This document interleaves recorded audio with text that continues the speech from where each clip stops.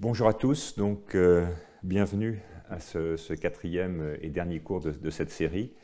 Nous allons voir aujourd'hui les aspects thérapeutiques qui sont liés à la réparation de l'ADN et comment au fond est-ce que d'une part l'étude de cette réparation et en particulier de ce stress réplicatif comme on l'a vu dans les cours précédents va apporter des éléments nouveaux et puis également, et c'est un thème assez récurrent de ce cours, comment au fil des ans on a finalement relu, réinventé, changé la vision qu'on avait de l'action de beaucoup de médicaments. Et donc pour commencer, je voudrais juste vous rappeler que dans le dernier cours, on a très longuement parlé de Schlafen 11, et que Schlafen 11 est un facteur absolument majeur de prédiction de la réponse aux chimiothérapies. Vous voyez ici des données cliniques récentes sur des cancers du poumon à petites cellules traités par des inhibiteurs de topoisomérase et des dérivés du platine. Et vous voyez qu'il y a donc une distinction quasiment noire et blanche entre les patients qui vont exprimer fortement cette protéine et ceux qui ne l'expriment malheureusement pas. Et ce tableau résumé vous montre finalement avec toute une série de médicaments anticancéreux, les analogues de nucléotides, des drogues qui modifient la synthèse des nucléotides,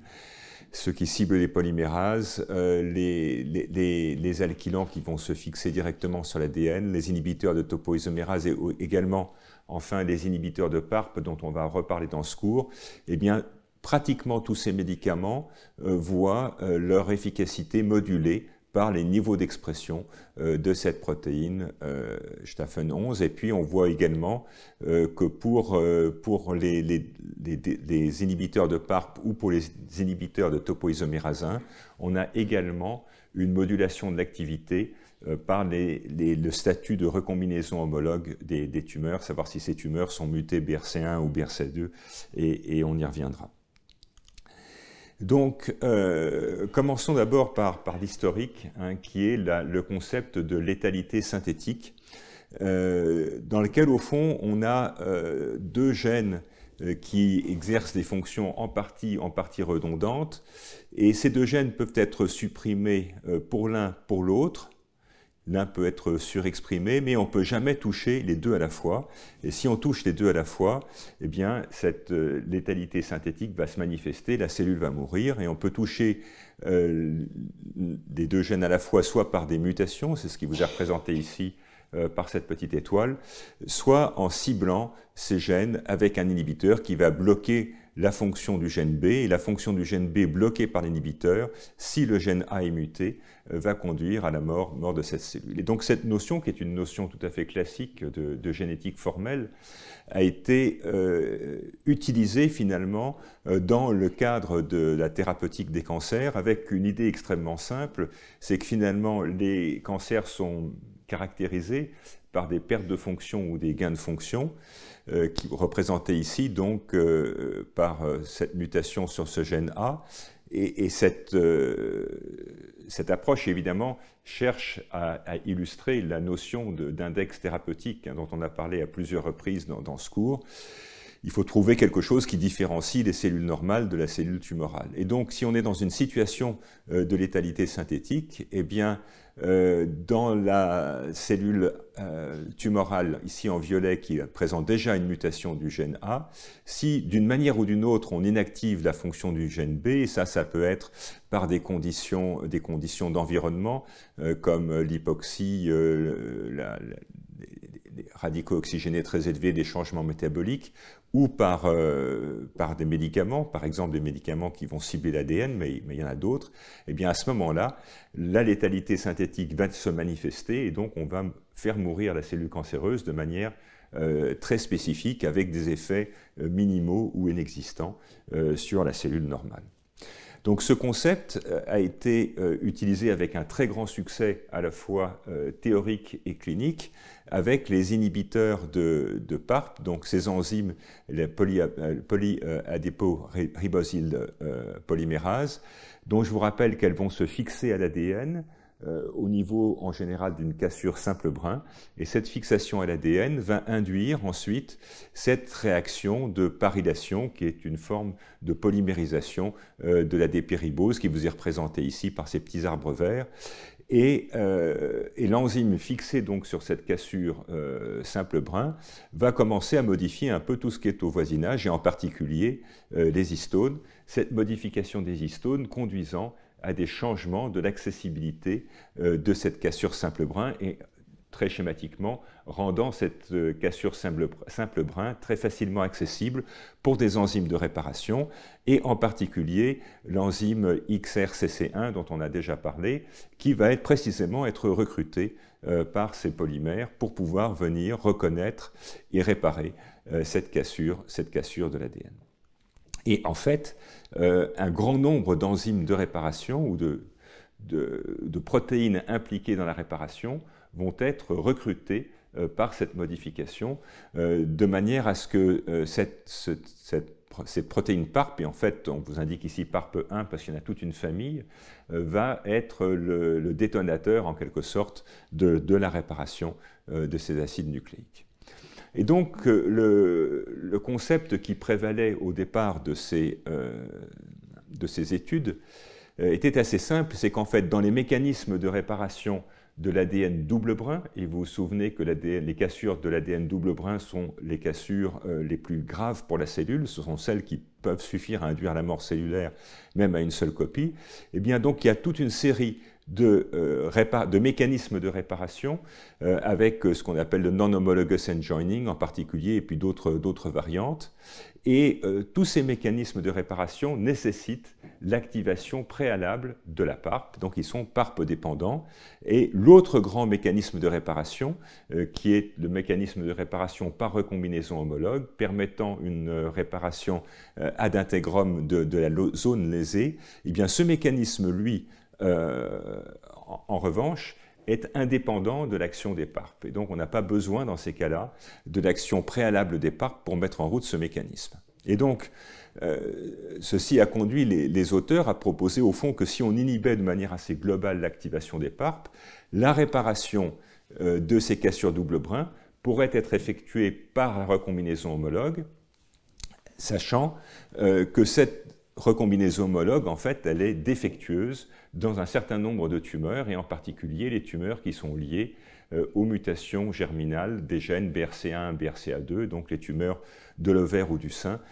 qui sont caractérisées par ce défaut de recombinaison homologue. Et donc, dans des lignées cellulaires et sur le papier, cette stratégie marche très bien. Effectivement, si on inhibe les PARP, on va tuer de manière très spécifique les cellules qui sont défectueuses pour la recombinaison homologue.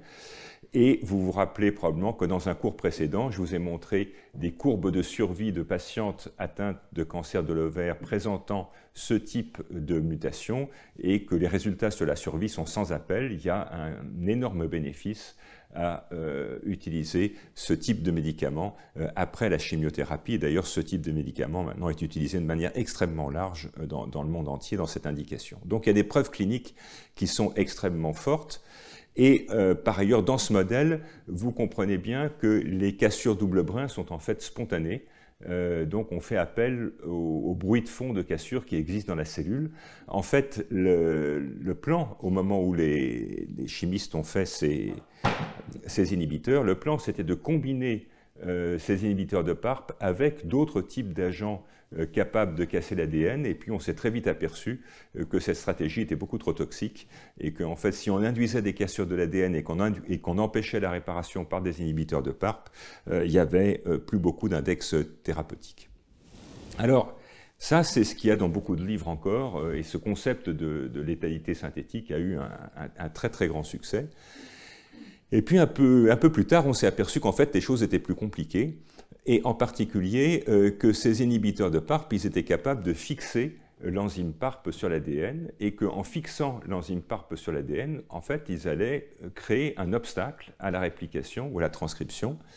et qu'en plus on allait avoir non seulement des interférences avec les cassures double brin, mais également des interférences majeures avec des formes moins graves de réparation de l'ADN, et en particulier avec les cassures simple brin. Donc on s'est assez vite aperçu que les choses étaient plus compliquées que ça, et cliniquement on s'est aperçu que de plus, il y avait des effets thérapeutiques tout à fait clairs sur des tumeurs qui ne présentaient pas de défaut de la recombinaison homologue, et que donc le plan, au fond, qui était le modèle intellectuel qui avait prévalu à l'utilisation de ces médicaments était probablement à parfaire ou à raffiner. Et en fait, en y réfléchissant d'un peu plus, on s'est aperçu que les PARP participent à de multiples voies de réparation, pas seulement à la réparation des cassures double brin, mais également à la cassure simple brin, et qu'en fait, cette activité PARP, c'était vraiment quelque chose de fondamental dans la réparation de toutes les formes de défauts à l'ADN, et en particulier les zones simple brin. Et vous vous souvenez que donc ces défauts ces cassures, ou ces apparitions de zones simple brin, ou ces cassures simple brin, sont très fortement liées à toutes les formes de stress réplicatif. Et donc, il est apparu ensuite, et c'est encore un domaine qui est en évolution, que l'immobilisation de ces protéines sur l'ADN, en créant des fourches de réplication, était en fait également un des mécanismes d'action de ces médicaments. Et ceci vous fait réaliser tout de suite, et on y reviendra, que finalement le mode d'action dans ce cas-là est extrêmement proche de celui des inhibiteurs de topoisomérase, dont vous vous rappelez qu'elles vont bloquer la réaction enzymatique, et en ce faisant, elles vont créer un aduit protéique covalent entre l'ADN et la protéine. Alors des travaux plus récents, et ceci est pris d'une revue très récente, ont montré qu'en fait, dans tous les inhibiteurs PARP que l'on connaît, ces inhibiteurs de PARP, en fait, ils vont cibler le domaine catalytique de la protéine, cette région C-terminale qui porte l'activité catalytique. La protéine va se fixer sur l'ADN au niveau d'une cassure simple brin, que vous voyez ici, et en comparant un certain nombre de dérivés qui avaient été optimisés pour leur capacité à bloquer l'activité enzymatique, donc des produits qui vous sont représentés ici, qui vont se fixer dans la zone catalytique et l'inhiber, eh bien on s'est aperçu qu'il y avait des devenirs très différents et que certains de ces inhibiteurs allaient coller finalement la protéine sur l'ADN et faire qu'elle ne se décroche pas, et que d'autres inhibiteurs, au contraire, n'allaient pas seulement bloquer l'activité enzymatique, mais ils allaient également permettre un décrochage rapide de la protéine d'avec l'ADN. Et en comparant finalement non plus maintenant l'efficacité de réparation sur l'ADN, mais en regardant la mort cellulaire dans différents systèmes, on s'est aperçu qu'il y avait finalement une corrélation extrêmement étroite entre la capacité de fixer l'ADN et l'induction de mort a posteriori, ce qui évidemment soutient fortement l'hypothèse que c'est à travers cette fixation de la protéine sur l'ADN et les gènes à la réplication qui vont en résulter que ces médicaments exercent leur effet thérapeutique. Et puis, plus récemment, et je ne rentrerai pas dans les détails, mais il y a d'autres situations de létalité synthétique qui ont été décrites, en particulier avec la RNase H2, qui va en fait exciser les nucléotides, les ribonucléotides qui se sont intégrés par erreur dans la molécule d'ADN. Et donc, il y a un système de nettoyage finalement de ces nucléotides anormaux par cette enzyme. Et donc, cette enzyme qui, évidemment, en excisant les ribonucléotides qui se sont insérés dans la molécule d'ADN, va créer temporairement des cassures simple brin, eh bien, il existe une létalité synthétique avec l'activité PARP. Donc, une illustration à nouveau que c'est beaucoup plus que la recombinaison homologue qui va être ciblée par les PARP. Et c'est probablement, et on y reviendra dans les conclusions, à travers ces mécanismes multiples que ces inhibiteurs sont aussi utiles en clinique parce qu'ils vont bloquer plusieurs formes de défauts. Donc, une diapo pour vous rappeler donc, ce qu'on a vu dans l'avant-dernier cours, à savoir que les tumeurs naturelles humaines les tumeurs in situ sont caractérisées par du stress réplicatif qui va être mis en évidence par la phosphorylation de CHK2, d'ATM ou de P53, ceci dès les tout premiers stades de la transformation. Et donc ce stress de réplication, ce stress réplicatif est une caractéristique majeure des cellules transformées. Et comme par ailleurs, le stress réplicatif est induit de manière majeure par la plupart des traitements anticancéreux, il va favoriser leur activité. Et pour l'instant, ce qu'on a vu, c'est qu'il y a deux facteurs importants qui favorisent la réponse au traitement, à la fois la recombinaison homologue, le défaut de recombinaison homologue qu'on peut voir à travers les mutations de BRCA1 à l'état homozygote, et puis l'expression de Schlafen 11. Et j'ai déjà souligné, on y reviendra, des difficultés finalement à passer de ce qu'on peut voir dans des lignées cellulaires, où les choses sont en général assez simples, ensuite à des systèmes in vivo où les choses sont un peu plus compliquées, ça veut dire des modèles de xénogreffe, et finalement à la clinique où les choses sont encore plus compliquées, mais on va voir quelques exemples où on peut avoir une assez bonne transposition. Alors, le succès clinique des inhibiteurs de PARP et le fait que ça illustre ce mécanisme de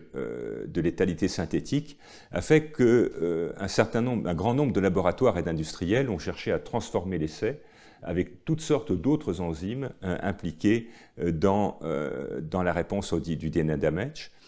Mais beaucoup de ces effets sont en fait très pléiotropes, ce qui rend assez difficile la compréhension des mécanismes de réponse. Et il y a beaucoup d'essais cliniques en cours avec ces molécules, on va les voir, et ces essais, pour l'instant, ne sont pas encore totalement concluants. Alors qu'il y a quand même une chose importante, c'est que finalement, et on va revoir une illustration dans la suite du cours, beaucoup de ce qu'on pensait être à l'origine des inhibiteurs d'enzymes, et donc pour lesquels on pensait que ce qui était désirable et ce qui était actif dans le mode d'action de ces enzymes, c'était l'inhibition de la fonction, en fait, exercent leur activité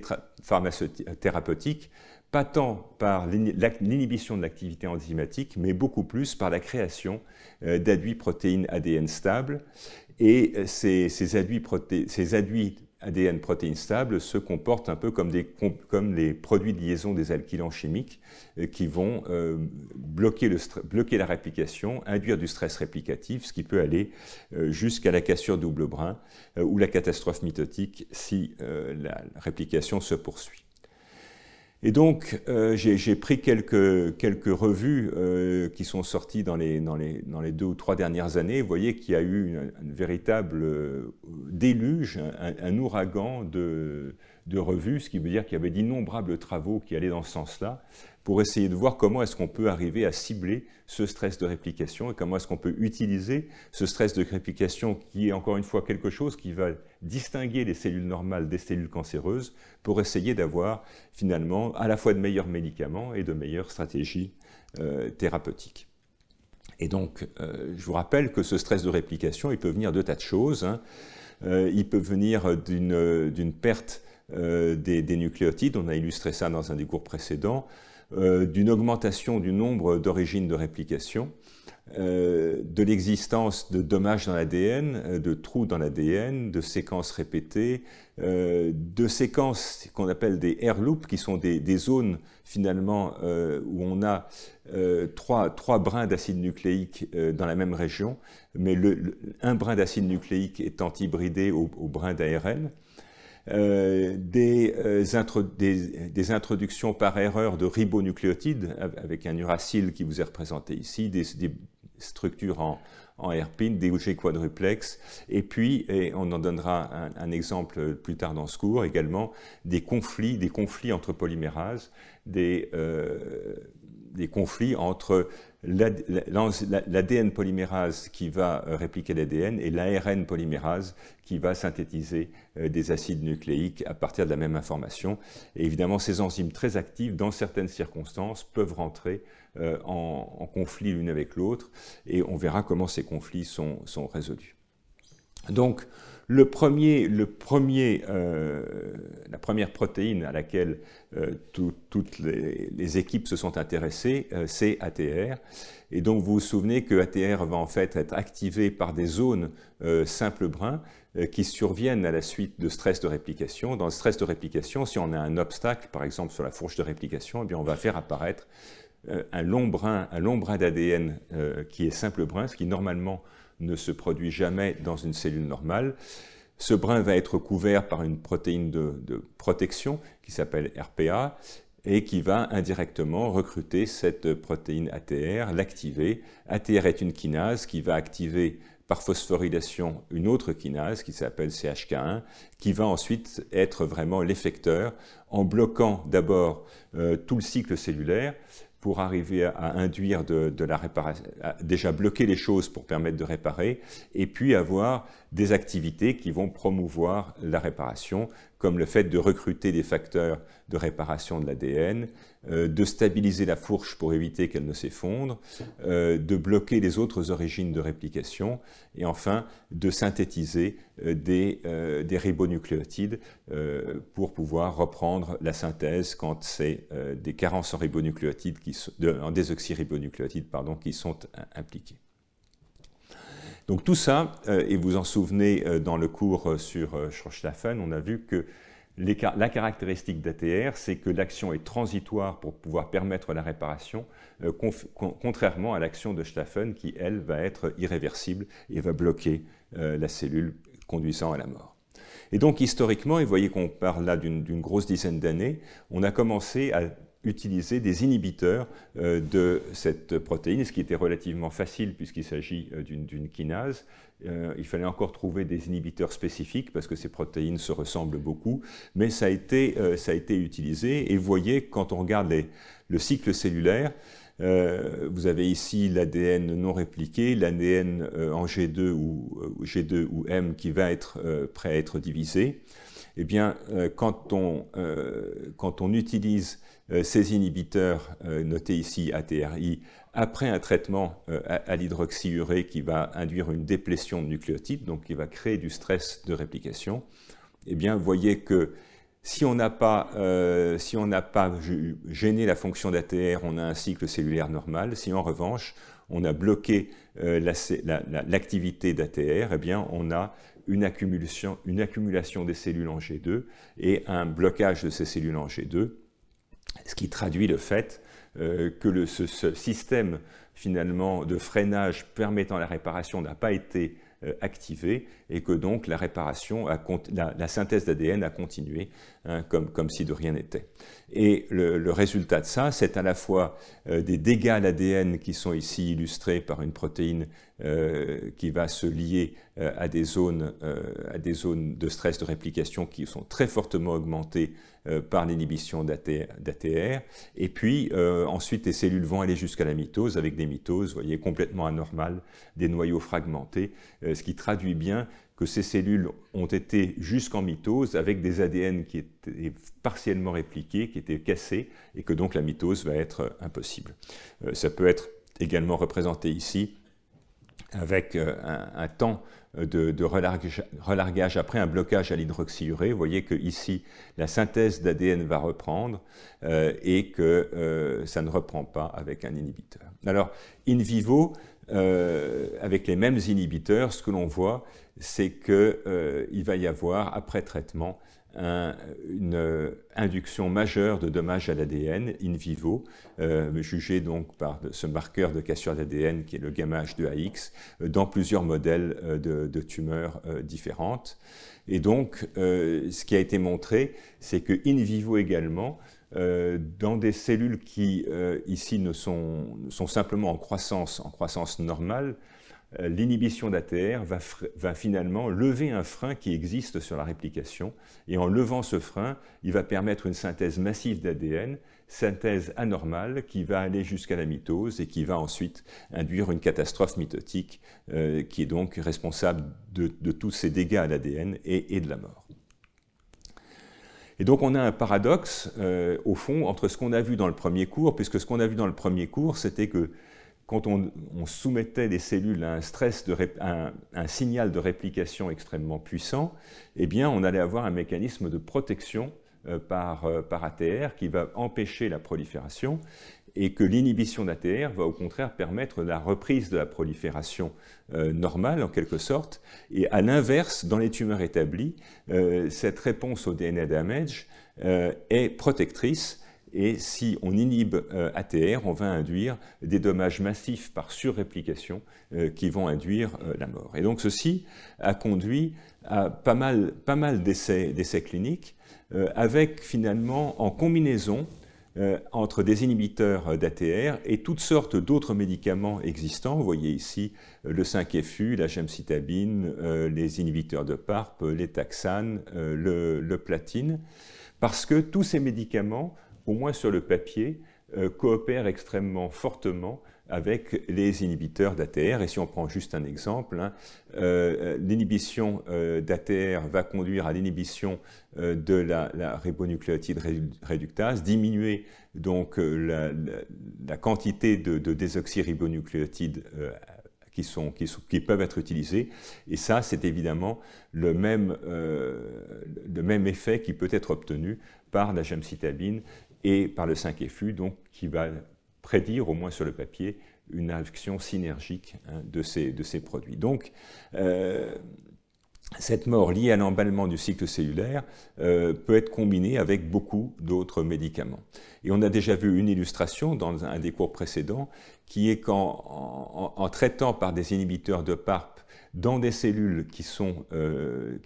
déplétées ou inactivées pour Staph 11, eh bien on voit qu'on a à ce moment-là,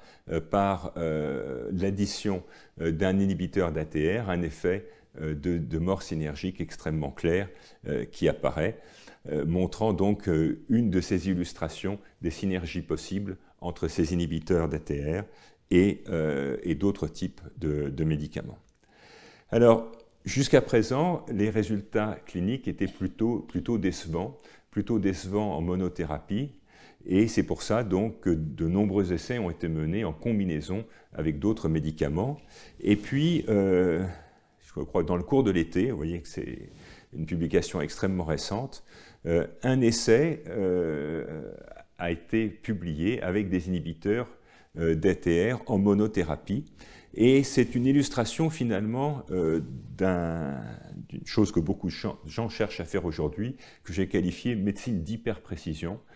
c'est-à-dire d'arriver à cibler des médicaments sur des tumeurs extrêmement bien caractérisées. Et donc dans cet essai,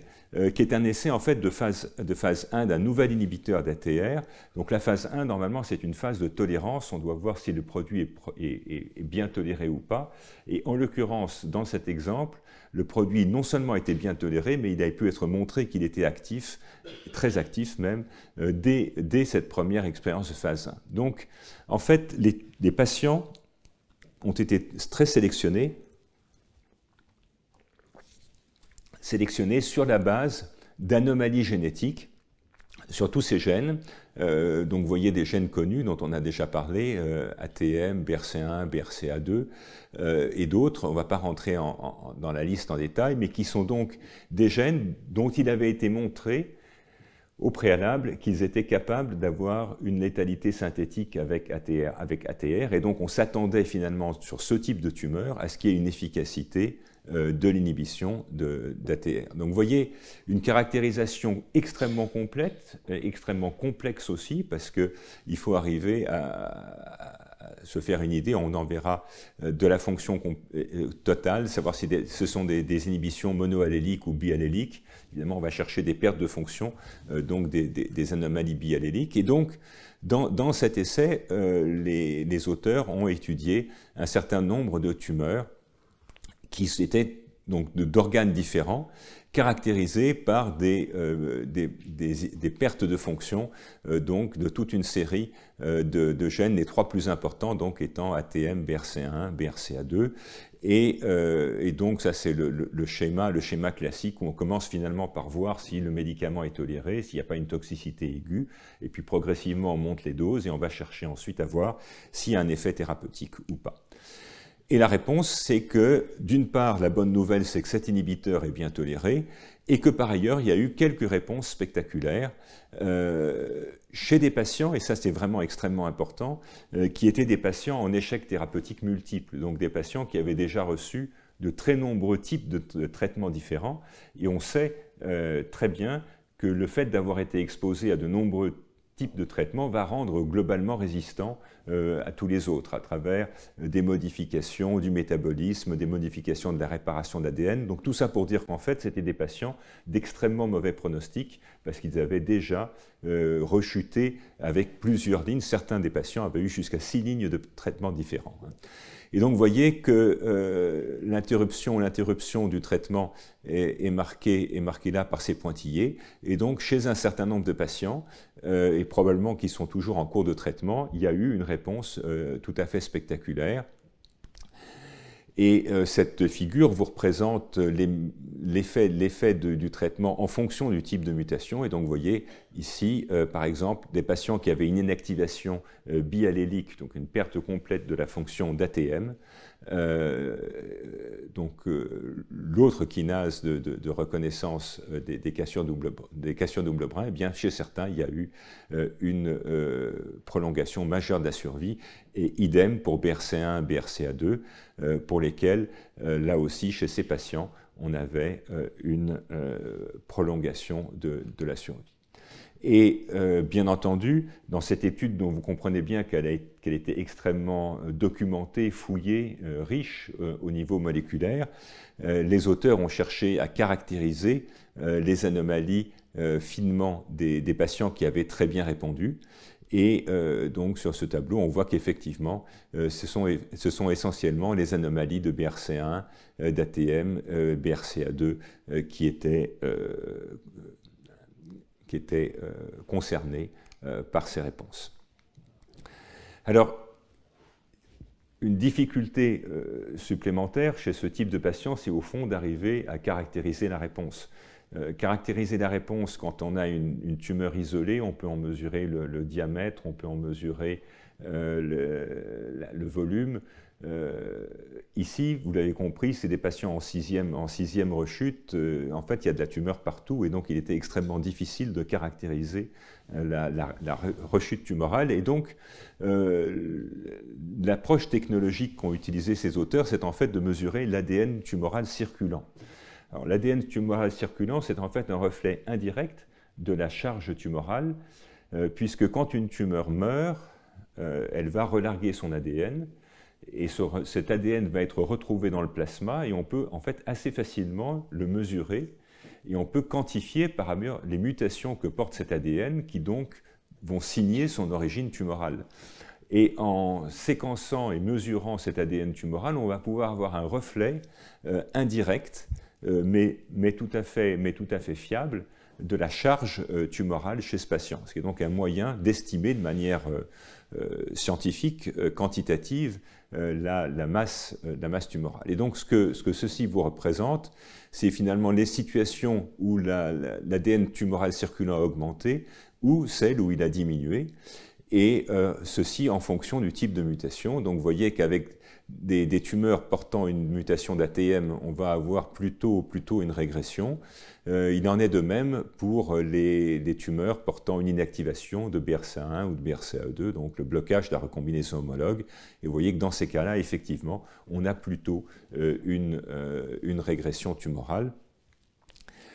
Et ceci donc a permis, à partir de l'ADN circulant, de définir des patients qui allaient répondre bien et d'autres qui allaient répondre moins bien, et ça a permis de faire des courbes de survie en fonction donc de cette réponse. Et ceci vous montre donc qu'il y a non seulement un effet sur la masse tumorale, mais également un effet sur la prolongation de la survie. Donc ça c'était très important, parce que si vous avez un petit peu regardé les dates, vous aurez vu que les premiers inhibiteurs d'ATR ont été développés en 2011, et vous voyez qu'il faut attendre 12 ans pour avoir un essai clinique vraiment extrêmement convaincant. Et ce n'est pas pour rien d'ailleurs que cet essai clinique a été publié dans Nature Medicine, parce que c'était vraiment quelque chose que toute la communauté scientifique attendait, scientifique et médicale attendait, pour savoir si ces inhibiteurs au fond servaient à quelque chose ou pas. Donc il s'agit d'une preuve de concept, ce n'est pas encore une efficacité miraculeuse, mais il faut considérer que ces patients avaient reçu de très nombreux traitements au préalable, et ça on sait que ça diminue de manière extrêmement sensible les réponses. Et dans le cas des tumeurs de l'ovaire, on avait quand même 25% de réponses claires en monothérapie, hein, après des échecs de médicaments aussi puissants que le platine, que les inhibiteurs de PARP ou autres, dont l'efficacité, par ailleurs, repose déjà assez lourdement sur l'intégrité de la réponse au DNA damage. Donc, ces travaux sont importants et ceci suggère effectivement qu'au moins avec cet inhibiteur-là, des études en combinaison et surtout des études à des stades moins avancés de la maladie sont importantes pour savoir si vraiment ces médicaments ont un rôle dans la prise en charge de ces patients. Alors,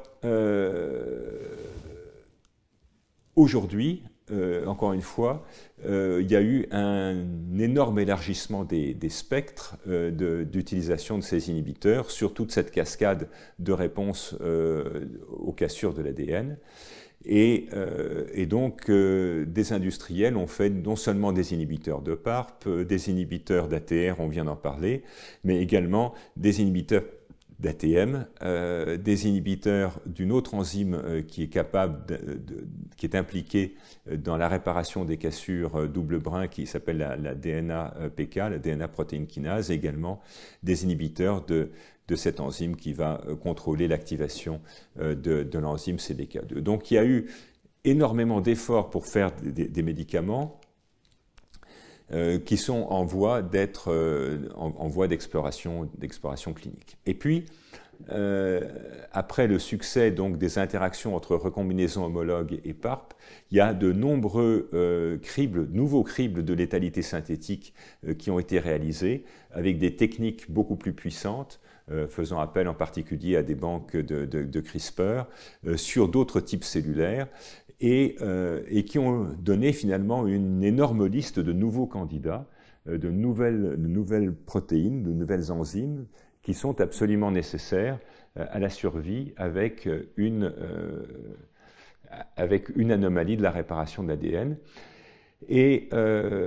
parmi ces très nombreuses cibles, finalement, un certain nombre sont des gènes modificateurs de protéines ou de voies qui étaient déjà connues, donc impliqués à tous les différents stades de cette réparation. Et puis d'autres sont finalement des gènes dont on n'avait pas imaginé une seconde qui pouvaient être impliqués dans la réparation de l'ADN. Il y a par exemple des gènes de métabolisme, et donc on ne voit pas très bien comment le métabolisme vient jouer là-dedans, mais en tous les cas, c'est ce que dit le crible synthétique sur ces lignées, c'est qu'il y a une interaction. Donc il y a encore beaucoup de science à faire pour arriver à comprendre les interactions qui existent entre ces différentes protéines impliquées dans la réparation de l'ADN, et puis voir s'il y a une utilité clinique à ces stratégies. Alors je voudrais maintenant parler des agents déméthylants, dont on a déjà un peu parlé les années précédentes, parce qu'en fait, il y a eu 2 publications cette année qui ont un peu changé le paysage et qui, là aussi, suggèrent que les bases moléculaires de l'activité qu'on imaginait jusqu'à aujourd'hui pourraient être en fait différentes de ce qu'on pensait. Donc,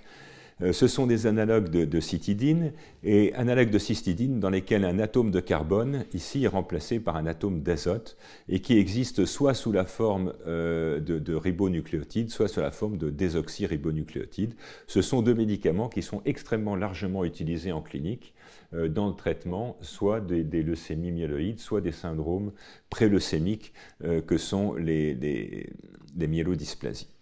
Donc ces agents ciblent l'ADN, mais ils peuvent aussi cibler l'ARN, pour ceux qui peuvent être impliqués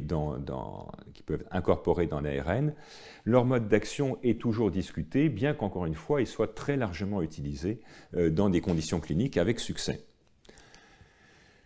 Donc, ces médicaments, en fait, constituent une très belle illustration de quelque chose sur lequel j'ai déjà insisté sur plusieurs cours, qui est l'importance de la dose et de la dose-réponse. Parce qu'en fait, ces médicaments ont été synthétisés dans les années 80, et ils avaient d'abord été utilisés comme antimétabolites, donc avec l'idée de bloquer la synthèse d'ADN. En fait, dans des conditions très élevées, ces médicaments n'étaient pas très actifs, ils étaient extrêmement toxiques et ils n'étaient pas du tout meilleurs que les autres analogues de nucléotides. Donc en fait, ils ont été abandonnés pendant une vingtaine d'années.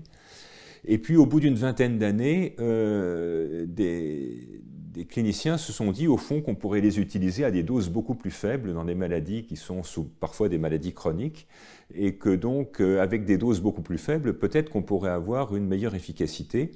Et c'est effectivement ce qui s'est produit. En diminuant d'un facteur 20 la posologie, on a réussi à obtenir un effet thérapeutique de bonne qualité. Ce qui montre que les doses, que ce soit les maximales ou le débit de dose, sont des facteurs extrêmement importants. Et donc ce qui a été proposé il y a une dizaine d'années, c'est qu'en fait ces agents induiraient la déméthylation de l'ADN, et c'est à travers cette modification épigénétique de changer le profil de méthylation de l'ADN qu'ils allaient être actifs,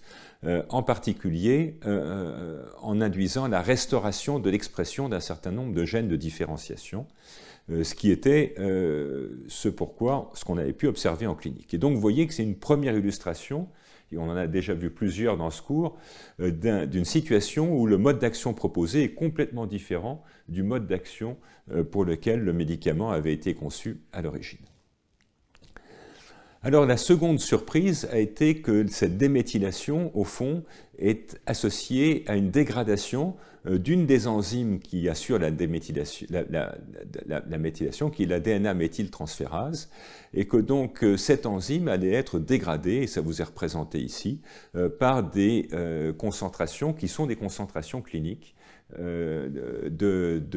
ce médicament. Et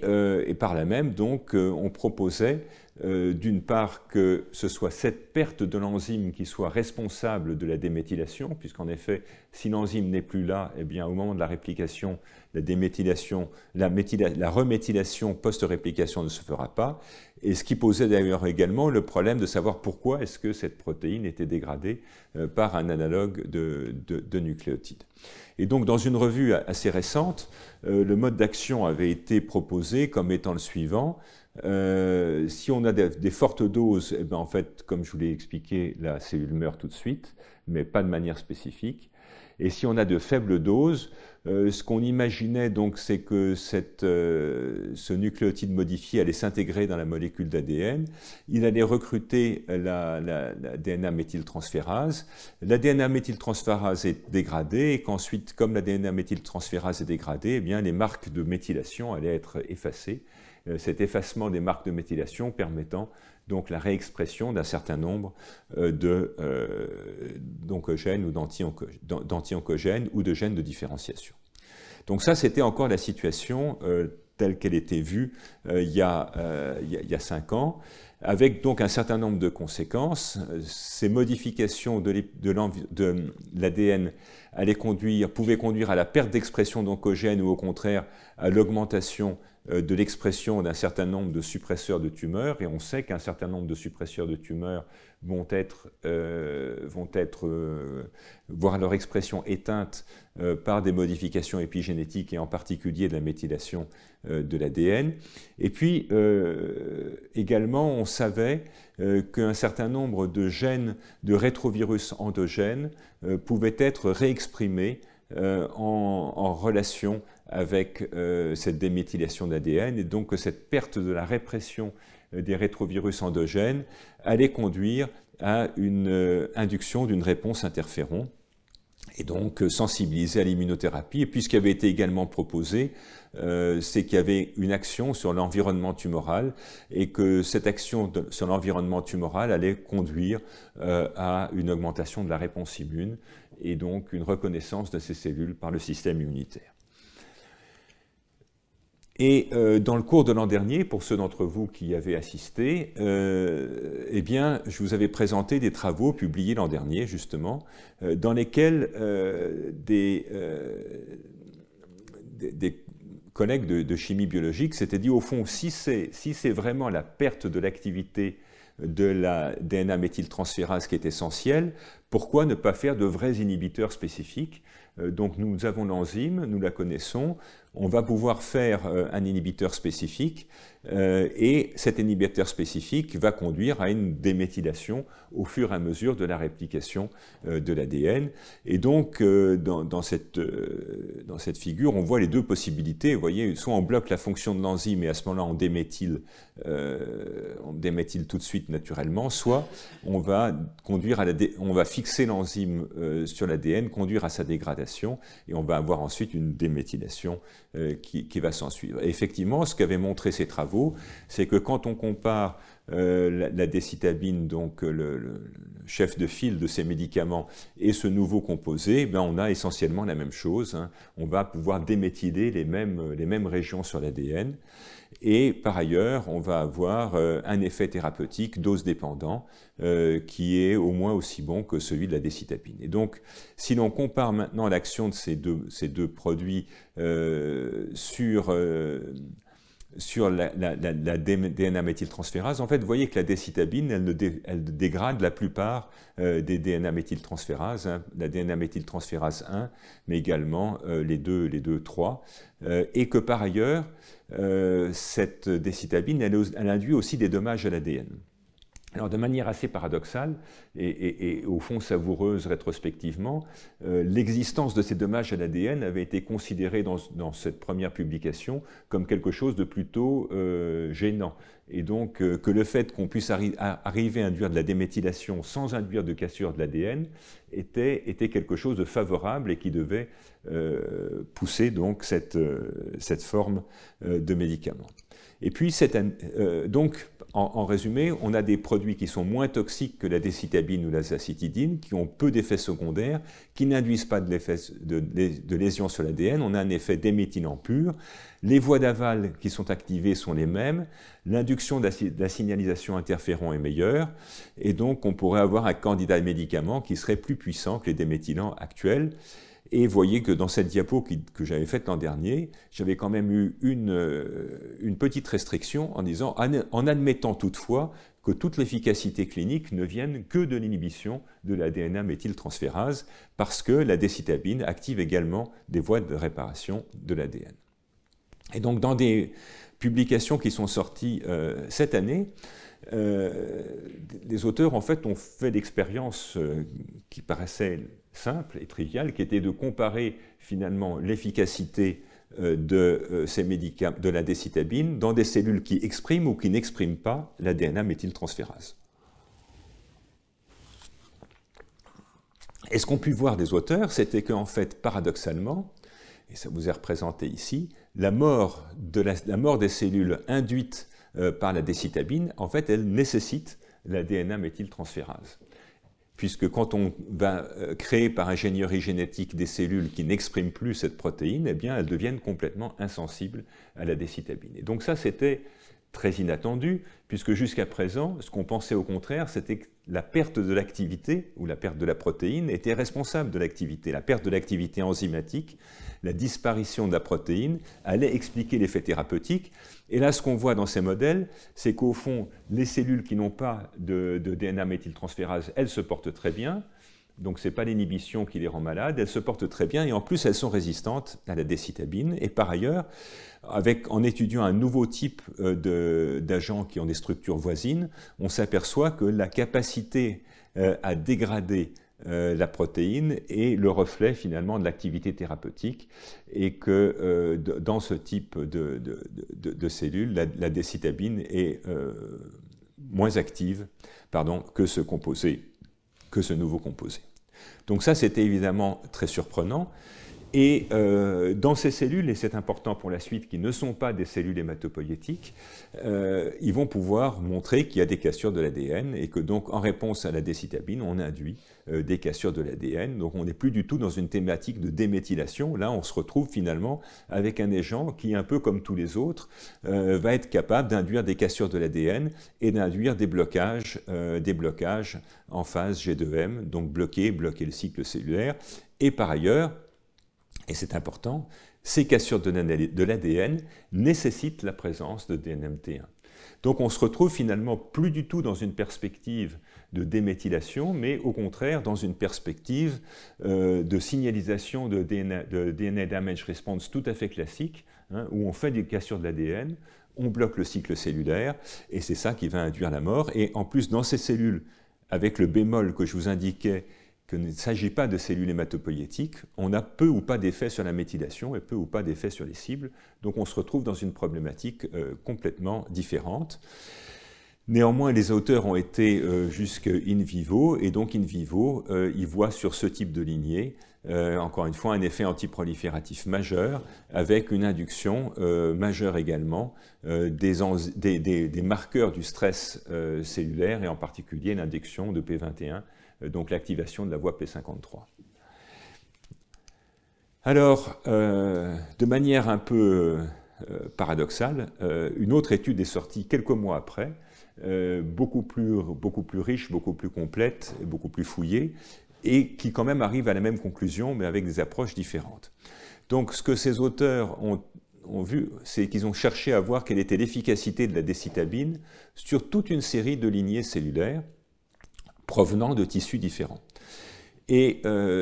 en fonction des tissus, finalement, ils s'aperçoivent que c'est essentiellement sur les leucémies et sur les lymphomes qu'on va avoir une efficacité très forte de ces produits qui pourtant ciblent une protéine qui est ubiquitaire et qui est présente partout. Et donc ça, c'était déjà une chose assez rassurante, parce que c'est justement dans ces deux situations cliniques qu'on va utiliser ce type d'inhibiteur. Bon. Et ensuite, donc, ils ont réalisé une approche tout à fait classique, hein, de criblage de fonction des gènes par une inactivation par CRISPR. Donc, ils vont inactiver dans ces lignées des gènes, de très nombreux gènes.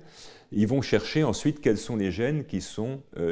sélectionnés en réponse au traitement à la décitabine. Si le modèle de déméthylation et de réexpression de gènes déjà éteints est-elle bon, ils auraient dû voir une signature extrêmement forte de régulation d'expression génétique, de régulation de la transcription. Et d'ailleurs, c'est ce qu'ils observent avec le contrôle positif que je ne vous montre pas par souci de simplicité. Et ce qu'ils voient, c'est tout à fait autre chose. Ce qu'ils voient, c'est que les gènes qui sont associés à la résistance clinique, donc les gènes dont l'inactivation va conduire à la survie en réponse au traitement, eh bien, ce sont les gènes du cycle cellulaire. Voyez, c'est le contrôle mitotique, c'est le contrôle du cycle, c'est les checkpoints du cycle. Donc, quelque chose de tout à fait inattendu, qui veut dire que dans ce modèle-là, encore une fois, dans ces conditions-là, c'est le cycle cellulaire qui est ciblé, pas du tout l'expression des gènes, pas du tout la régulation de l'expression génétique. Donc ça, c'était très étonnant. Et donc ça a conduit les auteurs à regarder un petit peu en détail ce qui se passait dans leur modèle. Et ce qu'ils voient, au fond, c'est qu'après traitement à la décitabine, ils voient comme prévu un blocage en phase G2, mais surtout, ils voient apparaître des cellules qui ont plus un contenu en ADN qui est de plus que 4N, c'est-à-dire des cellules polyploïdes, des cellules, au fond, dans lesquelles la mitose n'a pas permis de réduire la quantité de matériel génétique. Donc ça, c'était assez surprenant, mais ça collait bien avec l'observation que les gènes de résistance étaient des gènes du contrôle de la mitose. Et puis, quand ils ont regardé les cellules, en réponse au traitement, eh bien, ils voient des choses qu'on ne voit jamais, et en particulier ce qu'on appelle des mitoses tripolaires, comme vous le voyez ici, où au lieu de diviser le matériel génétique en 2, la cellule le divise en 3. Et cette augmentation des mitoses tripolaires était majeure en réponse, encore une fois, au traitement. Et donc, ils voient apparaître de la polyploïdie, des mitoses tripolaires, et avec des concentrations de décitabine qui sont de l'ordre, voire même inférieur aux concentrations utilisées en clinique. Donc, pas d'artefact possible sur la dose. Et enfin, ce qu'ils voient, c'est que la réponse est extrêmement dépendante du statut P53, et qu'en l'absence de P53, ces modifications, l'apparition de ces cellules polyploïdes est très fortement augmentée. Donc tout ça qui oriente vers des troubles mitotiques beaucoup plus que vers un contrôle de la méthylation de l'ADN. Alors, il vérifie quand même que dans cette lignée, on a bien la dégradation de la DNA méthyltransférase, hein, donc ça c'était un contrôle positif. Mais quand on regarde d'un petit peu plus près, si on regarde dans le noyau la DNA méthyltransférase, on voit qu'elle s'effondre, mais si maintenant on purifie l'ADN, si on fait des préparations de chromatine, donc on va purifier l'ADN et toutes les protéines qui sont liées à l'ADN, eh bien là, en fait, on voit au contraire que ça augmente. Et donc ça orientait vers un mécanisme à travers lequel, au fond, le médicament va souder à nouveau, donner une liaison covalente entre l'enzyme et l'ADN. Et c'est pour ça, liaison covalente entre l'enzyme et l'ADN qui peut être suivie de dégradation, expliquant la dégradation globale, mais qui veut dire quand même qu'on va avoir une fixation de cette protéine sur l'ADN. Et puis ils ont fait l'expérience simple, hein, mais extrêmement active, en créant des lignées inactivées pour DNMT1 ou deux lignées différentes en fait inactivées pour DNMT1. Ils vont regarder l'apparition de cellules tétraploïdes en réponse à la décitabine et ils voient donc une très forte augmentation dans le contrôle et rien quand on a inactivé DNMT1. Et à l'inverse, si on surexprime DNMT1 dans ces lignées, eh bien on voit apparaître à ce moment-là une très forte prévalence de ces cellules tétraploïdes. Et donc ça veut dire, et c'est consistant évidemment avec l'étude précédente, que ces anomalies métotiques ne sont pas la conséquence de la perte de DNMT1, mais au contraire,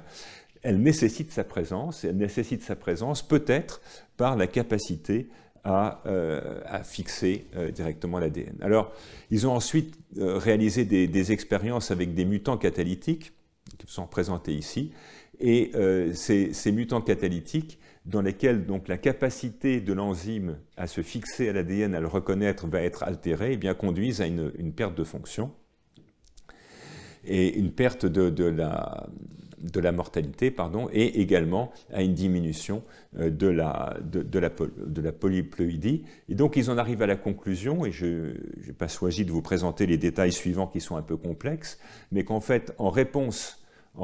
à ce médicament, on va avoir un lien covalent créé entre cette enzyme et l'ADN, et que ce lien covalent va empêcher le bon déroulement de la mitose. Il va conduire soit à des mitoses tripolaires, soit à des mitoses abortives. Bref, il va tuer la cellule en mitose en conséquence de la fixation de cette protéine sur l'ADN. Donc un mode d'action qui n'a rien à voir, vous voyez, avec celui qui avait été imaginé pendant 20 ans, mode d'action qui se rapproche d'ailleurs beaucoup de celui des inhibiteurs de topoisomérase, pour lesquels on avait exactement la même chose, et qui montre également que cette dégradation de DNMT1 qui a été observée dans les études préalables n'est pas du tout le cœur de l'action du médicament, mais c'est plutôt la conséquence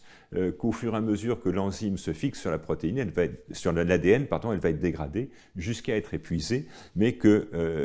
la présence de cette enzyme est absolument nécessaire à l'effet thérapeutique. Et puis, la dernière chose qu'ils aient montré, en fait, c'est que comme on pouvait s'y attendre avec quelque chose au fond qui joue sur ce processus de réplication, eh bien, il y a une synergie extrêmement forte avec des inhibiteurs d'ATR. Vous voyez que la combinaison entre la décitabine et l'inhibiteur d'ATR va conduire à une augmentation considérable des mitoses multipolaires, ceci donc traduisant à la fois la création de ces induits protéines ADN qui vont gêner le processus mitotique, et puis également, grâce à ATR, le fait que toute tentative de freiner le cycle va être bloquée, et que donc on va aller directement en mitose avec des génomes très remaniés et possédant ces anomalies. Donc vous voyez que dans ce modèle, c'est la liaison covalente de DNMT1 à l'ADN qui est à l'origine des anomalies de la mitose qui va provoquer la mort, et je vous ai dit, sans que ce soit bien compris à l'heure actuelle, que c'est très fortement favorisé par la mutation de P53. Et alors, regardez bien les dates. Ça a été publié cette année. Et en fait, ça a permis d'expliquer un papier qui avait été publié 8 ans avant, qui était un papier clinique, et qui faisait une observation tout à fait claire, vous allez voir, qui avait été incomprise à l'époque, que en fait P53 et la décitabine sont des facteurs, que P53 est un facteur de réponse à la décitabine. Alors, chose qui n'avait été pas du tout comprise, parce qu'à l'époque, on n'était pas du tout sur ce genre de modèle. Et donc, dans cette étude, en fait, les auteurs ont cherché à identifier, parmi toutes les mutations qui sont associées à ces syndromes myélodysplasiques ou des leucémies aiguës myéloïdes, parmi toutes ces mutations, quelles sont celles qui vont être associées à une bonne réponse après un premier traitement d'induction. Et en gros, sur toutes ces activations oncogéniques, on en voit une seule, qui est vraiment extrêmement fortement liée à la réponse, et cette mutation, c'est P53. Ils étaient tellement étonnés, parce que c'était complètement non intuitif à l'époque, qu'ils ont fait ce qu'on appelle une série de validations. Ils ont regardé dans une autre série de patients, ils ont trouvé exactement la même chose, donc ils ont conclu que c'était vrai, et effectivement que cette présence de la mutation de P53 était très fortement associée à la réponse à la décitabine. Alors en général, quand on est associé à la réponse, ça veut dire qu'on a une meilleure survie, sauf que dans ce cas-là, il n'y avait absolument pas d'effet sur la survie. Et donc, c'était tout à fait paradoxal, parce qu'on a un facteur extrêmement fort, vous voyez, on est pratiquement blanc et noir sur la réponse, mais sans bénéfice pour la survie. Et ce qu'avaient conclu les auteurs à cette époque, c'est que probablement ces leucémies ou ces syndromes myélodysplasiques présentant une mutation de P53 étaient bien plus graves, et donc c'est parce qu'ils étaient bien plus graves que la réponse initiale ne suffisait pas à conférer un avantage de survie. Bon, donc dans ce cas-là, mutation très fortement associée à la réponse, et donc vous voyez bien que finalement, ces observations cliniques qui étaient restées incomprises pendant 8 ans sont éclairées par ces nouvelles expériences, montrant donc que c'est le processus mitotique qui est au moins responsable de la réponse initiale. Et donc peut-être la controverse n'est pas tranchée, et il y a probablement deux mécanismes complémentaires. Donc le premier qui serait la fixation irréversible de DNMT1 sur l'ADN qui va induire des anomalies mitotiques. Ces anomalies mitotiques sont responsables immédiatement de la mort et elles sont très fortement augmentées dans des cellules inactivées pour P53. Il y a une synergie avec d'autres inhibiteurs de la DDR comme les inhibiteurs d'ATRI, et donc cette synergie elle est très dépendante du niveau d'expression de la protéine DNMT1 et elle est favorisée par elle existe déjà avec de très faibles concentrations de décitabine. Et donc ça expliquerait éventuellement les effets à court terme, ceux qui vont être responsables éventuellement de la réponse à court terme qui avait été vue dans l'étude de New England. Et puis on peut imaginer qu'il y ait également un deuxième effet qui soit un effet déméthylant à long terme, qui soit induit par des doses plus élevées de décitabine et d'azacitidine, et qui pourrait passer par la réexpression d'anti-oncogènes ou la signalisation interféron, et passant par des mécanismes qui, dans ce cas-là, ne seraient pas des mécanismes d'induction de mort, mais qui seraient des mécanismes d'induction de différenciation et de sénescence, voire de clairance par le système immunitaire, puisqu'on va induire la reconnaissance de ces cellules par le système immunitaire. Mais la difficulté, c'est que ceci, c'est extrêmement difficile à étudier en dehors des patients. Pour là, on a besoin d'avoir des modèles à long terme, des modèles qui soient des modèles fidèles de ces maladies, et ceci, donc, pour l'instant, à ce jour, il n'y a pas de système idéal. Et donc, ceci vous montre qu'à la fois les considérations de modèles cellulaires, de doses, et puis de savoir quel est le point qu'on va regarder, est-ce qu'on va regarder la mortalité à 2 semaines, est-ce qu'on va regarder ce qui se passe au bout de 2 mois, ce sont des facteurs extrêmement importants. Et au fond, ces deux approches que je vous ai décrites ont changé la donne pour la compréhension de ces agents déméthylants, mais à la fin, on ne sait pas encore finalement, sur le long terme chez des patients, quel est le mécanisme qui est vraiment important. Alors, je voulais ensuite vous parler d'autres travaux qui, là aussi, ont été publiés cette année et qui se sont intéressés à un phénomène qui, pour l'instant, n'intéressait plus les biologistes moléculaires que les gens qui s'intéressent à la pharmacologie du cancer, qui sont les conflits réplication-transcription. Et ces conflits réplication-transcription vous sont représentés de manière extrêmement schématique,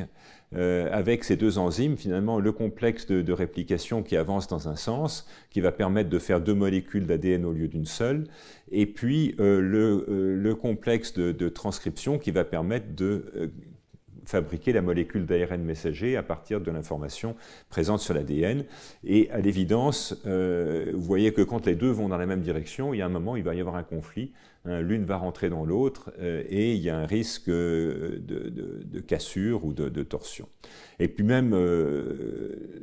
la polymérase, les enzymes impliquées dans la réplication vont souvent plus vite que les polymérases ARN, et donc même quand elles vont dans le même sens, on peut aussi avoir des collisions. Et donc cette problématique avait surtout été étudiée par les biologistes moléculaires, mais on savait qu'elle était particulièrement importante dans les cellules cancéreuses, et on y reviendra, parce que les cellules cancéreuses, en particulier celles qui expriment MYC, qui est un activateur global de la transcription, transcrivent souvent beaucoup plus que des cellules normales. Et l'existence de cette situation avait été démontrée avec une expérience extrêmement simple dans laquelle l'inhibition de la transcription, donc l'inhibition de l'activité des RNA polymérases, va diminuer sensiblement le stress réplicatif dans des situations où on a une surexpression d'acylcycline qui, elle, au contraire, va induire la réplication de l'ADN.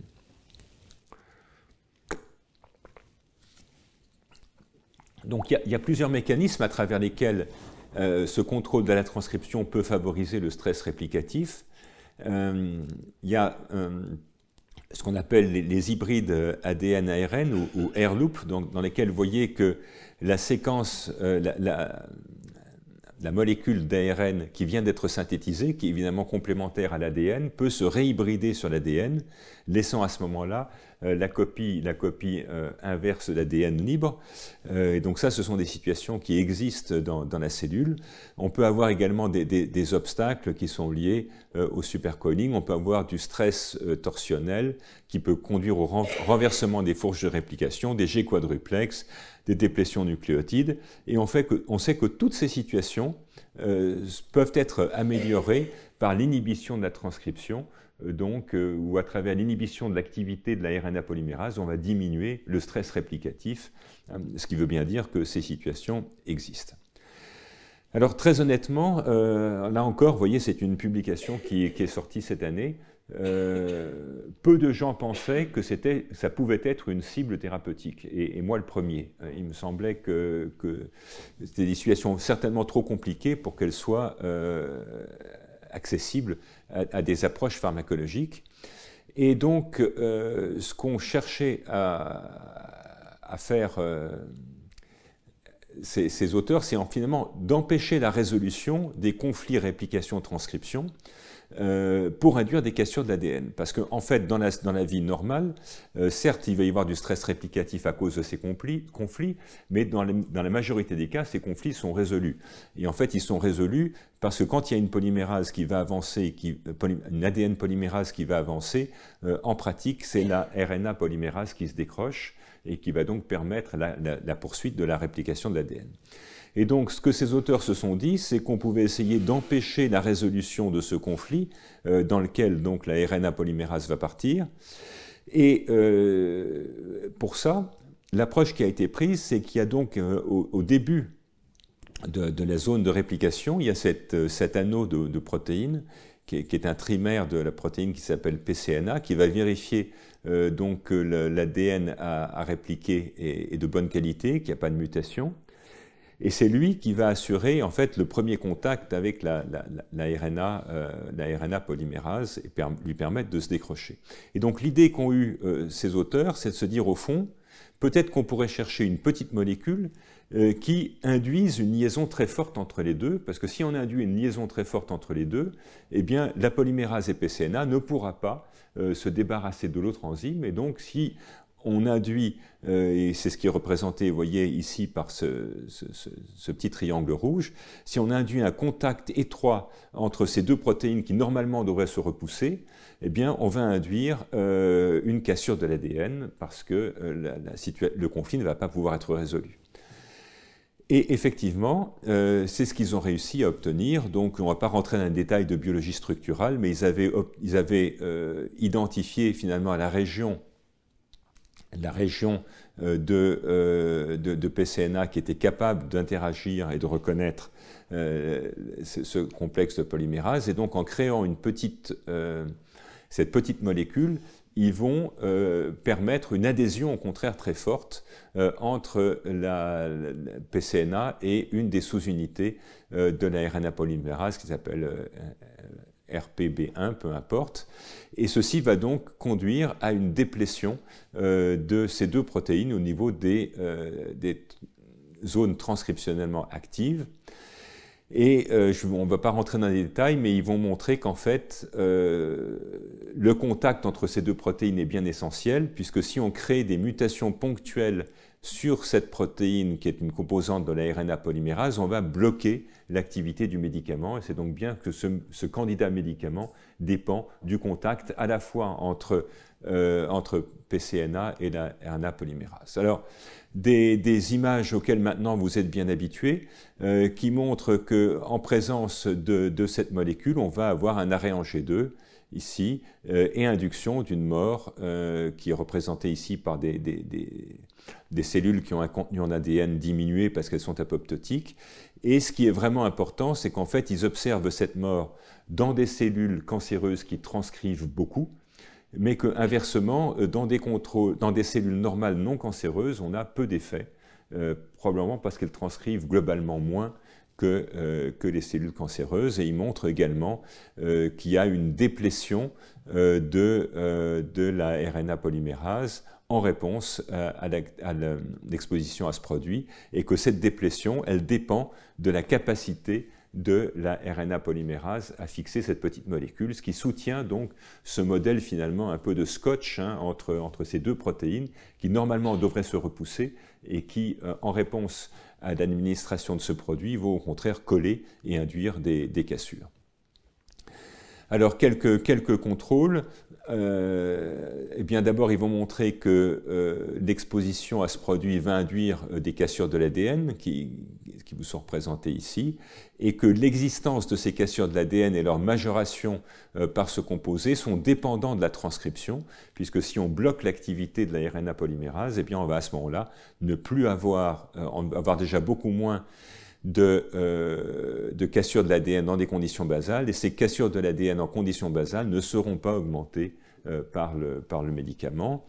Et il montre que ceci conduit en fait à une accumulation considérable des hybrides ADN-ARN, donc la conséquence de la formation de ces air loops, parce qu'on va avoir immobiliser la polymérase. Alors, est-ce que ce produit est actif? Alors oui, il a un effet sur le volume tumoral qui est tout à fait clair dans plusieurs types de cellules. Il va induire la mort cellulaire, il va induire des cassures de l'ADN. Il n'est pas toxique. Les animaux continuent à grossir, donc on a des éléments d'index thérapeutique avec finalement des choses que vous avez vues pour beaucoup d'autres produits. Alors de manière intéressante, en fait, l'effet sur la survie n'est vu qu'en combinaison, c'est-à-dire que si on traite seulement avec ce nouveau dérivé, on a certes un effet antitumoral important, par contre l'effet sur la survie, lui, est beaucoup moins important. Donc un outil d'abord formidable pour la biologie moléculaire parce qu'il va permettre d'induire de manière sélective ces hybrides ADN-ARN, et puis éventuellement un candidat médicament qui pourrait être au minimum le chef de file d'une nouvelle classe de produits. Encore une fois, sur ces conflits entre RNA et DNA polymérase, sur lesquels il y a jusqu'à très peu de temps, personne ne pensait qu'on pouvait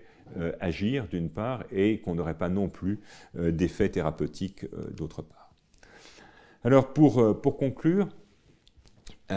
on a beaucoup parlé de ce qui se passe à l'intérieur de la cellule en réponse au dommage à l'ADN, à ce stress réplicatif qui va induire l'activation donc de ces cascades enzymatiques et la réparation ou la mort de la cellule. On a donc des capacités d'adaptation cellulaire dont on a vu qu'au moins deux des conséquences étaient la sénescence cellulaire et puis la mort cellulaire, mais bien sûr, il faut prendre ces réponses dans le cadre d'un organisme entier et donc d'une réponse systémique. Et ces cellules qui sont stressées, elles ne sont pas toutes seules, elles sont dans un micro-environnement, elles sont dans un organisme et donc elles vont avoir des voisines.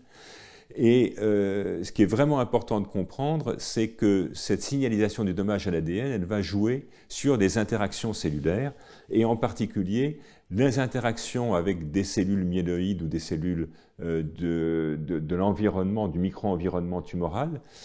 et également des lymphocytes, et ceci à travers quelque chose dont l'importance a été vraiment découverte dans les 10 dernières années, qui est la présence d'ADN dans le cytoplasme. Alors, normalement, l'ADN dans le cytoplasme, il ne doit pas y en avoir. L'ADN, il doit rester dans le noyau. Et la présence d'ADN dans le cytoplasme est un signal de stress extrême reçu par les cellules, ressenti par les cellules, pour une raison simple, c'est que de l'ADN dans le cytoplasme, la plupart du temps, ça traduit une infection virale. Et donc, quand une cellule détecte de l'ADN dans le cytoplasme, il y a toute une machinerie qui est maintenant relativement bien connue, qui va se manifester par l'activation d'une voie qu'on appelle la voie SIGA-STING et qui va permettre la réponse, une sécrétion d'interféron. Cet interféron, donc, étant la première qualité de l'interféron, c'est d'être une molécule antivirale qui va bloquer la réplication des virus. Eh bien, lorsque l'on a ces défauts de réplication d'ADN, ce stress réplicatif, on va, dans certaines circonstances, être capable de relarguer de l'ADN double brin ou simple brin à l'intérieur, dans le cytoplasme. Et ce relargage d'ADN dans le cytoplasme va induire une très forte réponse interféron. Réponse interféron qui va conduire à l'activation du micro-environnement voisin et qui peut conduire également, dans certaines circonstances, à l'activation et la reconnaissance d'une reconnaissance spécifique par les cellules du système immunitaire. Et donc, ceci, d'une part, peut participer à la reconnaissance des cellules cancéreuses par le système immunitaire, qui est une thématique extrêmement importante, très actuelle maintenant, avec l'existence de médicaments qui sont capables de moduler ces interactions. Et puis, en réponse à la chimiothérapie, eh bien, on va majorer ces dommages et on va induire beaucoup plus de relargage encore de ces ADN cytoplasmiques. Alors, quelles peuvent être les conséquences? Eh bien, il y a au moins deux types de conséquences. Il y a, on l'a vu, le relargage de cytokines et d'interférons qui va conduire au recrutement de cellules immunes et à l'excitation au fond de ces cellules immunes qui vont pouvoir ensuite reconnaître la tumeur. Et puis, une autre forme de réponse, c'est l'exposition de ligands de cellules qu'on appelle les cellules de l'immunité innée ou les lymphocytes NK, qui sont des cellules qui vont être capables de reconnaître et de détruire des cellules malades qui portent des signaux de stress. Et donc, une des conséquences de ce relargage d'ADN cytoplasmique, ça va être l'activation donc de systèmes de reconnaissance par les NK qui va permettre l'élimination de ces cellules. Donc, on a un double effet sur l'immunité, à la fois l'immunité adaptative et l'immunité innée. Et ces effets vont être déclenchés par les acides nucléiques qui, encore une fois, peuvent être présents dans des conditions de base parce que la réplication de ces cellules cancéreuses n'est pas normale, ou alors augmentés par les chimiothérapies. Et on sait qu'également le génome mitochondrial, et en particulier en réponse aux chimiothérapies, il peut y avoir un relargage du génome mitochondrial qui va de la même manière activer cette reconnaissance par d'autres types de cellules. Alors, on connaît de nombreux mécanismes maintenant qui sont capables donc de conduire à ces acides nucléiques cytoplasmiques qui vont activer la réponse immune. Il y a des désordres du fonctionnement de la mitochondrie. Quand les mitochondries sont malades, quand elles sont stressées, par exemple par de la chimiothérapie, elles vont relarguer leur génome et l'ADN mitochondrial va pouvoir activer cette voie STING. Il y a des séquences extrachromosomales comme des répétitions télomériques qui peuvent être générées dans certaines circonstances de réplication. Il y a les fameux hybrides ARN-ADN dont on a parlé qui peuvent être excisés et ensuite être relargués dans le cytoplasme. Des fragments également simples brins qui sont libérés au moment de la recombinaison homologue, où il peut y avoir des phénomènes de résection d'ADN simple brun qui vont là aussi être éliminés dans le cytoplasme. Et puis, on en verra un exemple dans des cellules extrêmement avancées dans le stade de transformation. On peut avoir création de ce qu'on appelle des micronoyaux, qui sont en fait des structures séparées du noyau et qui contiennent des acides nucléiques. Du fait de remaniements majeurs des chromosomes. Et donc, toutes ces différentes modalités, finalement, qui vont permettre la création de cet ADN cytoplasmique vont conduire à l'activation de cette voie STING, SEGA-STING, production d'interférons, excitation du système immunitaire. Et par ailleurs, tous ces désordres vont être fortement augmentés par les chimiothérapies. Et donc,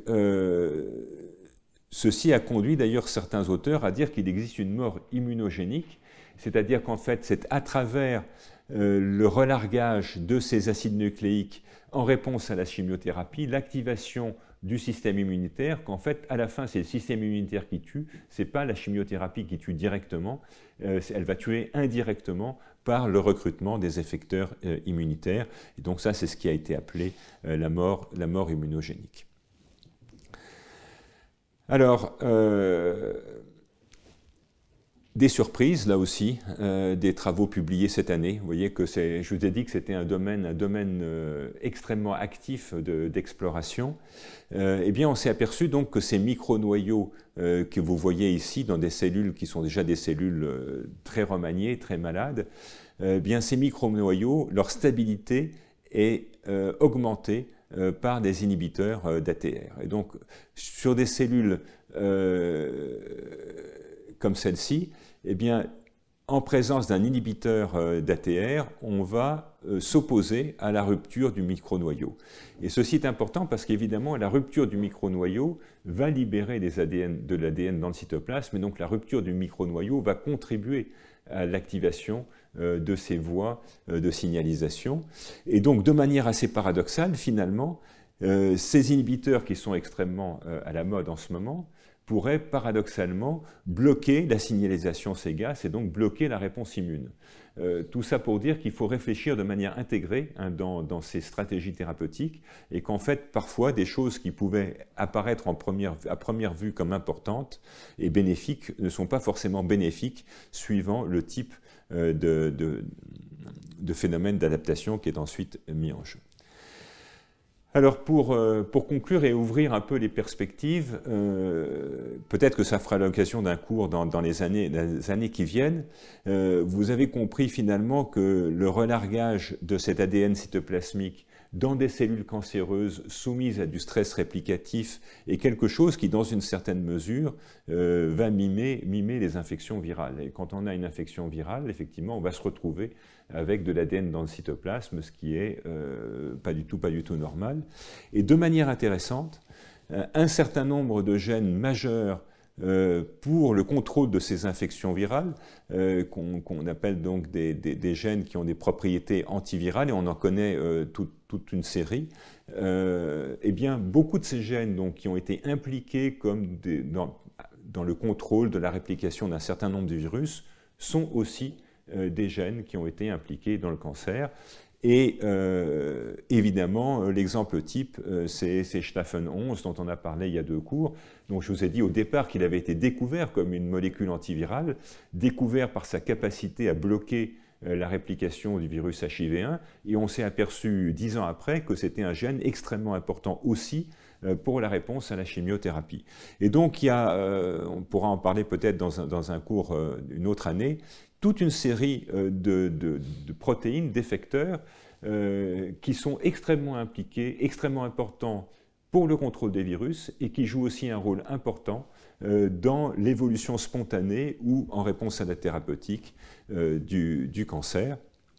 Et puis il y a toute une thématique sur la contribution des interférons à la thérapeutique. Est-ce que la sécrétion autocrine d'interférons, est-ce que c'est quelque chose qui va contribuer à la transformation, au contraire s'opposer à la transformation? Probablement, ça dépend des types de modèles. Ça dépend si on parle d'une tumeur solide ou d'une leucémie. C'est probablement pas les mêmes contributions, mais il y a des relations. Et puis il y a une littérature abondante depuis 2 ou 3 ans qui fait état d'interactions fortes entre les thérapeutiques ciblant le stress réplicatif et puis les immunothérapies. Dans les immunothérapies, vous savez que le but est de déverrouiller finalement l'activité de lymphocytes contre les tumeurs. Ces lymphocytes peuvent parfois être épuisés. Et on sait qu'un des facteurs d'épuisement, c'est l'insuffisance de la sécrétion d'interférons et qu'un des moyens donc, de réveiller ces immunothérapies, c'est à travers la signalisation interférons. Et donc il y a beaucoup de travaux qui ont mis en évidence des relations synergiques et positives finalement entre des thérapeutiques qui vont jouer sur la synthèse de l'ADN et qui vont donc créer du stress réplicatif. Créant du stress réplicatif, ils vont sécréter de l'interféron. Et cette sécrétion d'interférons va en fait sensibiliser les tumeurs à l'action des immunothérapies. Et il y a même actuellement un certain nombre d'essais cliniques qui sont en route, qui cherchent à évaluer la relevance clinique de cette stratégie. Alors, pour conclure, vous avez compris que c'était un domaine en pleine effervescence depuis le succès des inhibiteurs de PARP et que ce succès clinique extrêmement important a finalement ouvert des champs à de nombreuses pistes de recherche. Vous avez vu également que beaucoup de chimiothérapies ont des bénéfices cliniques, qu'un certain nombre d'entre elles guérissent, mais finalement il y a eu extrêmement peu d'études biologiques pour comprendre les vraies bases de cette guérison. Et vous avez vu également que beaucoup des modes d'action de ces composés ont été revisités en fait, dans ces dernières années. Le mode d'action initialement proposé était en fait assez souvent différent de celui que l'on croit être le bon aujourd'hui, avec quand même un thème récurrent qui est la création de ces adduits protéines ADN qu'on a vu avec de très nombreuses protéines, hein, que ce soit les topoisomérases, que ce soit les DNA-méthyltransférases ou d'autres. Alors, une des questions qu'on peut se poser et pour lesquelles, à ma connaissance, il n'y a encore pas de réponse, c'est pourquoi est-ce que tous ces agents qui sont extrêmement différents, qui vont converger à la fin sur un thème commun qui est la création d'adduits protéines ADN, pourquoi est-ce qu'il existe des spécificités tumorales? Pourquoi est-ce que les inhibiteurs de DNA-méthyltransférase sont surtout actifs sur les leucémies? Pourquoi est-ce que les inhibiteurs de topoisomérase sont surtout actifs sur les tumeurs solides? Aujourd'hui, on ne le sait pas. On peut imaginer qu'il y ait peut-être un lien simplement avec l'abondance de ces protéines dans les tissus cibles et que quand un tissu exprime beaucoup plus d'une de ces enzymes, il va être beaucoup plus sensible à l'action d'interférence avec son mode d'action. Et vous avez vu, donc, quand on a parlé aujourd'hui des inhibiteurs, enfin de la décitabine, par exemple, eh bien, la décitabine, elle n'agit pas quand le DNMT1 n'est pas présent. Alors, il y a également des pistes sur les voies biochimiques d'élimination de ces adduits. Comment est-ce que ces adduits sont éliminés? Comment est-ce que la cellule va se débarrasser finalement de cette molécule bizarre, hein, qui est une protéine qui est liée de manière covalente à un acide nucléique? On commence à connaître certaines de ces voies. On en a parlé un petit peu avec la dégradation sumo-dépendante, et on peut imaginer qu'elles soient modulables pharmacologiquement. Et en modulant évidemment des vitesses de dégradation de ces adduits protéines ADN, on imagine assez bien qu'on va augmenter ou moduler au moins la toxicité. Et puis, je voudrais conclure sur le fait qu'il est extrêmement important, j'ai essayé de souligner ça dans ce cours, de savoir de quel système cellulaire est-ce qu'on parle. Est-ce qu'on est dans un modèle représentatif? Est-ce qu'on est in vivo? Est-ce qu'on est avec des bonnes représentations des maladies humaines ou est-ce qu'on est avec des lignées qui n'ont pas grand-chose à voir? Et ça souligne l'importance des études faites sur des cellules humaines primaires et sur des patients, y compris pendant le traitement, parce que c'est probablement qu'en regardant ce qui se passe pendant le traitement qu'on va avoir des indications fortes et précises sur les vrais mécanismes qui sont impliqués dans la guérison. Et donc, je voudrais finir avec un truisme, c'est qu'on ne peut pas optimiser quelque chose qu'on ne comprend pas, et que donc il est essentiel d'avoir plus d'éléments pour comprendre comment ce médicament qui sont utilisés chez des millions, des dizaines de millions de personnes, au fond, comment est-ce qu'ils vont provoquer la guérison. Et je pense qu'on peut imaginer avoir des perspectives cliniques importantes à moyen terme par ce type d'approche. Et pour finir, donc deux citations qui sont prises de cette revue, qui là aussi est sortie cette année, une très bonne revue sur la question des médicaments ciblant le stress réplicatif. Et je ne vais pas tout vous traduire, mais en gros, ils disent avec les inhibiteurs de PARP, on a eu beaucoup de chance. On a eu beaucoup de chance parce qu'on a cru au départ que c'était simple et on a tapé sur une molécule qui fait tout à la fois parce qu'elle va s'attaquer à la réplication à travers les fragments d'Okazaki, elle va s'attaquer aux fragments simples bruns qui sont extrêmement fréquents dans les cancers et puis elle va permettre directement d'induire des cassures double brin. Et la phrase qui est un peu dure en conclusion, donc il est possible finalement qu'on ne renouvelle pas ce miracle et qu'un médicament aussi actif et aussi extraordinaire que les inhibiteurs de PARP ne soit pas forcément pour demain. Et donc la conclusion, c'est de dire que finalement, toutes ces approches de létalité synthétique, il faut les faire, c'est très utile, mais peut-être que le miracle viendra d'autre chose et qu'à la fin finalement, il faut probablement faire de la science. Et faire de la science en réfléchissant bien sur les cibles qui existent, avec des approches, encore une fois, chez les patients, in vivo, ex vivo, et que c'est comme ça qu'on arrivera à trouver de meilleurs médicaments. Voilà, c'était la fin de ce cours, et donc on se retrouvera l'an prochain avec un thème que je n'ai pas encore fixé, qui touchera probablement au traitement, mais je n'ai pas encore vraiment décidé. Ce sera peut-être les interactions avec les systèmes immunitaires, les relations justement entre stress réplicatif et système immunitaire. Ce sera peut-être la radiothérapie, je ne sais pas encore, mais vous le verrez quand les cours seront annoncés. Merci beaucoup.